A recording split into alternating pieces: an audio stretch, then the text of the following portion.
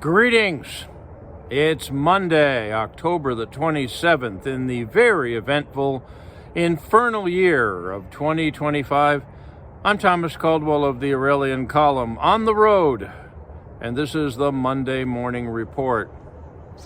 It's getting cold. Yeah, that time of year again when the sun starts to spend less time in the sky and the moon spends more. Such is the way of things. But the way of things are not very good. They're not going a very good way these days. The big story, of course, is the U.S. federal government is shut down. And in spite of all the people saying that's good, that's wonderful, that's great, well, it's not. Very few people really understand how the United States functions. Namely, the people who live in it and are its citizens. Forget all the illegals, that's a different issue. But we're coming up on a month where the federal government's been shut down, and there are all sorts of interesting things that are happening that are potentially quite dangerous. Now, the big thing on everyone's mind here in the Beltway area, and I'm not exactly in the Beltway area this morning, but I'm in touch with people, and I'll be going down there a little later today. Air traffic controllers are overworked. They're not being paid. They're calling in sick, a lot of them. And that's not a good thing. Have you ever met air traffic controllers or seen how they operate? That's a pretty hard job. That requires a great deal of mental fortitude, stress of an enormous amount they have to endure. They also have to think three-dimensionally in a two-dimensional environment. That's not easy to do. But let me go into some of the dangers that we're dealing with here. In the Washington, D.C. area, there are three major airports. One, they're going to be adding on in the near future to the WAS tag, which will be Manassas. There's a lot of air traffic around here. We had a disaster last year, as you recall, when a helicopter hit an airliner at DCA, Reagan National. And I'll tell you what, folks, I don't like to predict disasters, but it will not surprise me if there's a major air catastrophe in the days ahead, unless they fix things. That's not just hyperbole. That's stuff I've been hearing, is when you have people working longer than they should and doing what they do, which does require an awful lot of human intervention. AI hasn't taken over air traffic control, at least not yet. That's something to be careful of, but there's other aspects of transportation we'll go to in a second. The other thing too, and this is what most people don't get, when you shut down the federal government, it costs a fortune to restart it. So you're not saving money. If anything, you're going to be spending an awful lot more than you should. Who's at fault? Well, the whole system is now inhabited by men and women who are less than honorable. Look at the incomes of the people in Congress. Come on. You can't say there's not a lot of corruption going on there. But the person you do have to blame this on is not Trump. Everything he does, the leftist, Marxist, Democrat, socialist, whatever you want to call them, is going to mess him up. I mean, he doesn't have any part in the debate. He's sitting at his, now he's off in the Far East taking some visit out there, but this is up to Congress to figure out. This is what their job is, and they're not doing it. Of course, they have no problem with money, and they have no problem with health care or making ends meet like the rest of us. The one individual, though, I think is vying for his position of being the number one evil man in America is Chuck Schumer. That guy, yeah, just look at him. Just look at him. Listen to him. Tell me that guy doesn't have something in him that is less than good. I think he's a very evil man, frankly. And that and all the leadership of the Democrats, they want chaos in this country. They really do, because they think that will give them the chance to really crack down and control everything, which is what they're after. They are not the Democrats of John F. Kennedy or Harry Truman or even Franklin Roosevelt. These are very, very different creatures. Republicans have their own problems and are messed up in different ways. Namely, that they would rather be right than in power at times in history. But no, they want chaos, and they want us at each other's throats, which leads me to the next thing that is being affected by this, and this is something called food stamps, SNAP, which is actually short for the Supplemental Nutritional Assistance Program. Now, a lot of people have been online talking about how they're going to start robbing people or shoplifting and what have you. That's possible. That goes on anywhere. Ask anyone in California. But the time to deal with this issue is not when Congress is not in session, when members of Congress are not in town and they're not debating it and discussing it. A bit of background, the food stamp supplemental nutritional program started originally in 1939. It lasted for a few years into World War II. And then it was restarted again, I believe it was 1960-61 for a couple of years as a trial to see how it would work. And the program we have now has been in effect since 1964. And there's been some amendments and changes to it over the years, but it's pretty much been part of the staple. In fact, it's been around longer than Medicare. And nobody's talking about getting rid of Medicare or Medicaid. But the problem with this is that nobody is looking to solve the problem. They just want to make it worse. Now, call me foolish, but every time in history when you cut off food supplies to any population, no matter whether you think of them as parasites or whether they're really needy or if they're fraudulent or whatever, when you cut off food, no matter how bad or well-intentioned the program is, it causes problems, crime, suffering, misery. Is there fraud that goes on in their program? Yes, but this is not the way to deal with it. Just cutting it all off, seeing what happens. You don't think the Democrats know that that's going to cause a problem for a lot of the people that have been supporting them forever? No. This is by design. They want us to start arguing about this. The place to deal with this issue is on the floor of the House of Representatives and the Senate, not on social media where people are just saying, they're good, they deserve it. It doesn't work that way. Oh, what fools these mortals be. Anyways, the other factor is Section 8 housing, which is another issue, and I've worked in security. And I've actually had to patrol and enforce the law and the rules in Section 8 housing, and I can tell you it's not the best part of town. But the other thing you got to remember about that is most of the places that run Section 8 housing are very large corporations that do it purely for the money. It's a complicated program where people get free housing in the United States, and it's not very efficient. But the people that make most of the money are very large absentee corporate landlords. I worked one property in Virginia, and the owners of that property were out in California. And it was mostly Section 8. And I doubt anyone from that operation ever showed up. So are they going to be throwing people out immediately? Probably not, because they're not going to be able to find a better replacement. So that's not as big a crisis as the SNAP will be.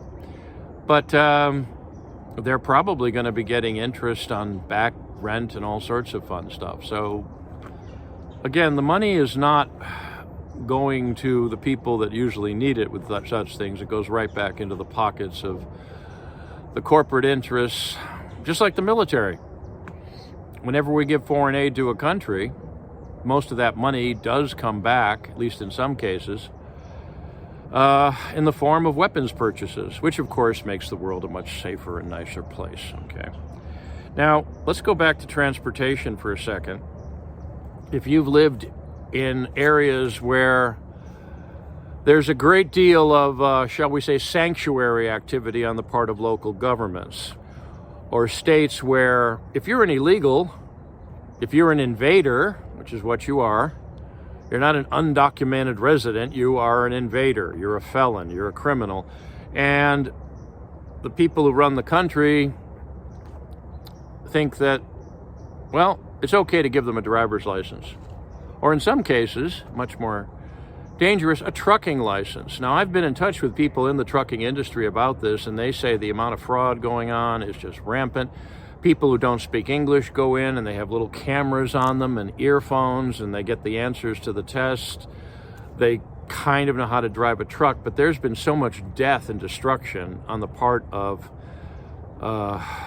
illegals in many cases who come to this country, get hired by trucking companies, and go out and cause accidents. That's a daily occurrence in this country, not like what it used to be. I got into a little bit of a tiff with someone when we were talking about this, and they said, well, we have domestic people have accidents. And I said, nowhere near as many. Please stop that liberal garbage. Oh, boy. Well, let me tell you, the highways are now far more dangerous. One, we have people who have come here illegally that are still here. Despite all the efforts of ICE, it's going to take a long time to get rid of a lot of people that are here, especially the criminal element, especially the stupid ones. These are the ones that couldn't make it in their home country that have come here in many cases. These are people that have driver's licenses for regular cars, and I have seen many accidents in the Washington, D.C. area, which is just inundated with such people.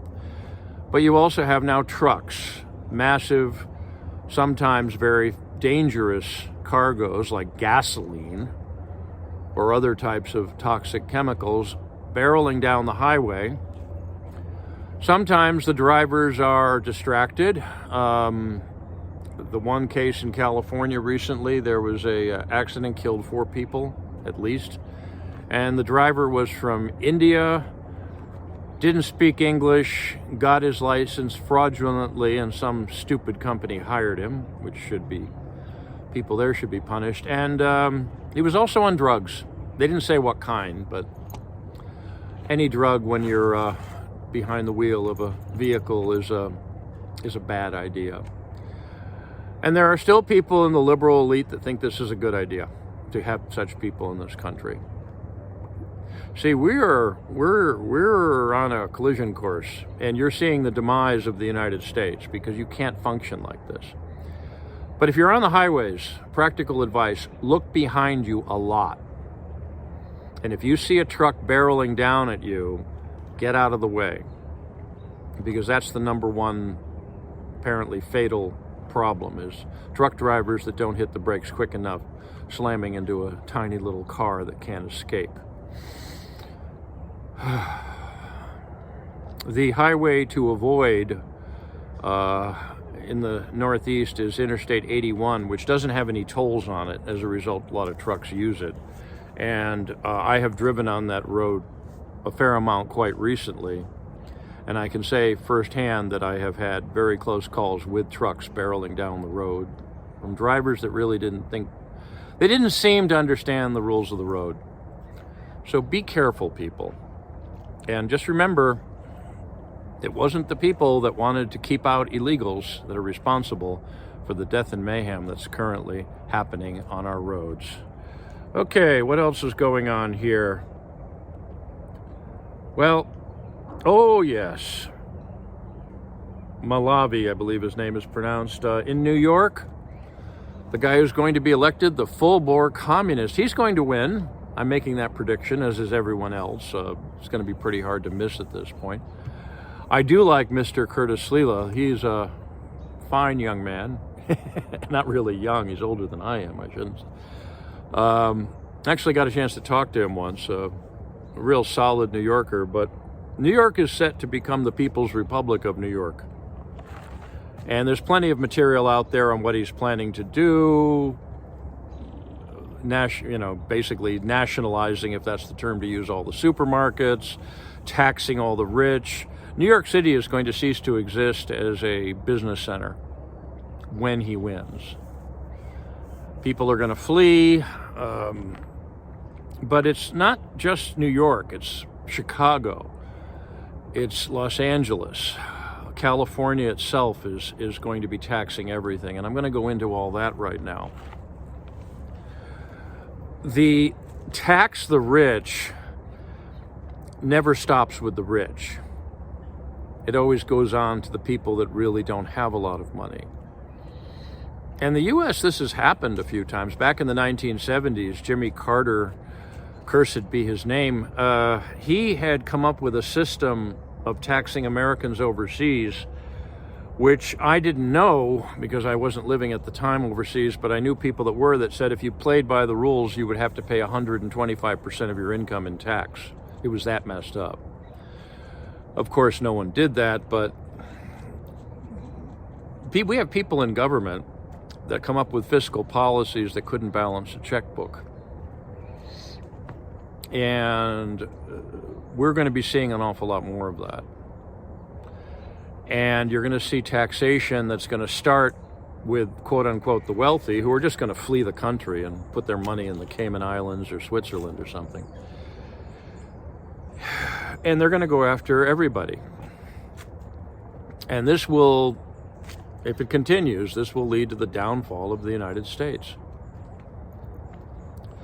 A lot of people talk about the French Revolution, which followed the American Revolution. That was brought on by insane taxation, but also massive regulation. I remember a presentation where I saw a set of books this wide in French, and they were the regulations for making cloth.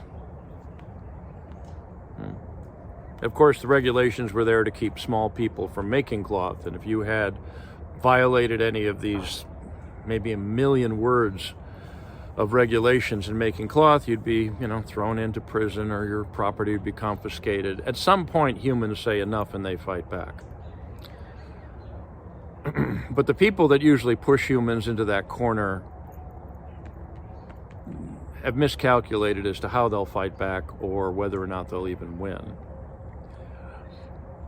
I predict that you are going to be seeing massive taxation increasing at the state level throughout the country.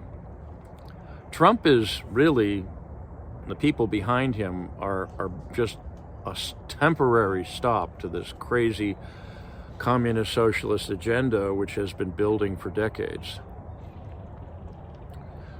And the powers that be are doing everything they can to get rid of him and to stop him. Look at what we're facing with the White House ballroom. I'm sorry, that was a damn good idea. That's 100 years overdue. Has he ever been to the White House? I think I talked about this in an earlier video. That's a great idea. It's been needed for a long time. So you break up the East Wing, so what? The White House has been gutted. Back in the 1950s, Harry Truman literally gutted the guts of the thing. There was nothing there but a shell, and the entire inside was completely rebuilt. People were upset about that, thinking, oh, these were the floors that Abraham Lincoln walked on. Yeah, until Harry Truman's piano on the second floor had a leg that went through the ceiling and said, yeah, we got to do something about this. That's where the Truman balcony, which a lot of people thought was an abomination too, but is there and is now part of the history of that building that's been constantly renovated.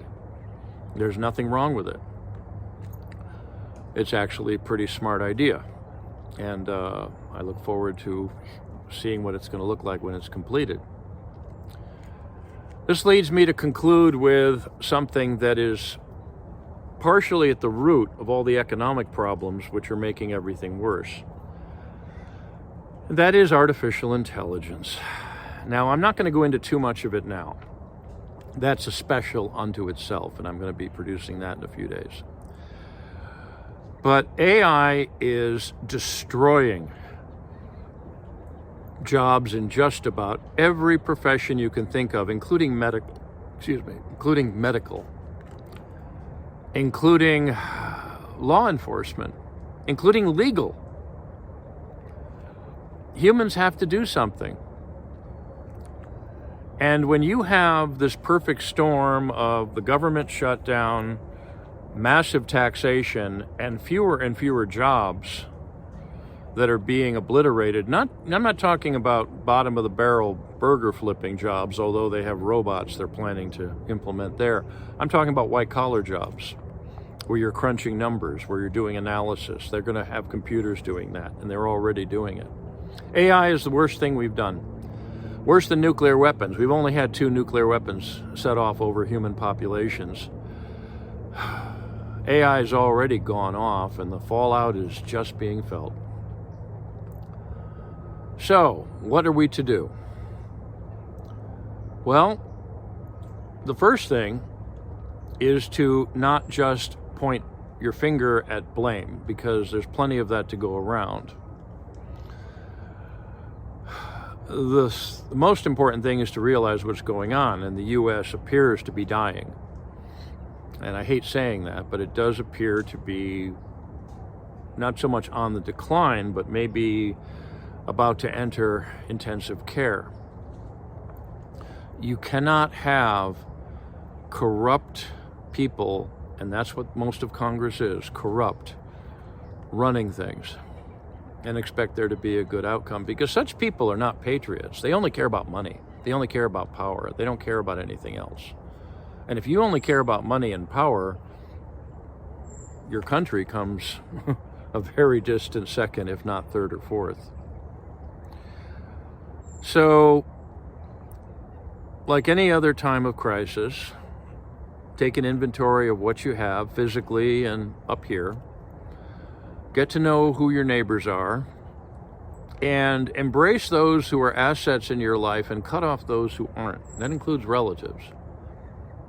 A lot of us have relatives that have really just not understood what blood means. You have to take inventory and just get ready for what's ahead, which is going to be a very difficult time. But don't follow anyone who is going to be telling you basically what the future is for certain, because no one knows. Is it possible the U.S. could pull out of this and be great again? Yeah, it's possible. But you can't make battle plans that are rooted in hope. You have to look at what is realistically obtainable. Right now we have local law enforcement fighting the feds, especially over illegal immigration. Most of the time people are they're just trying to fix blame and sit at home, eat the salty snacks and drink the beer and scream at their television sets or their computer screens for the most part. We don't need people who are waking up. We need people who have woken up and are getting out of bed right now, putting on their boots and are ready to go out and do something. Best thing you can do is to be aware of what's going on, know your neighbors, know your friends, and more important, know your enemies. Don't give in to the narrative, because that's what they want. You see, none of this is by accident. This is all by design. The crisis the United States is in right now is by design of people who are devoid of morality, and I would have to say devoid of goodness. Such people do exist. They don't live, they exist. Be wary of them. That's it for today. If you appreciate my work, please like, subscribe, and share. Share with your friends and share with your enemies, and hope they're not really enemies, because we need as many friends as we can get these days. I can be reached at feedback@aureliancolumn.com. That's feedback@aureliancolumn.com. I'm up on X. My handle there is MICCAMPEN. That's MICCAMPEN. This podcast originates at Substack. My handle there is aureliancolumn.substack.com and is available at Apple Podcasts, Spotify, and elsewhere such media is accessed. And please consider a paid subscription or a donation. It is needed these days, especially as I travel. Hard times are everywhere. Until we meet again, be good, be safe, be vigilant, And remember, clown world, the deep state, and all those who wish to destroy our civilization must themselves be destroyed. Good day.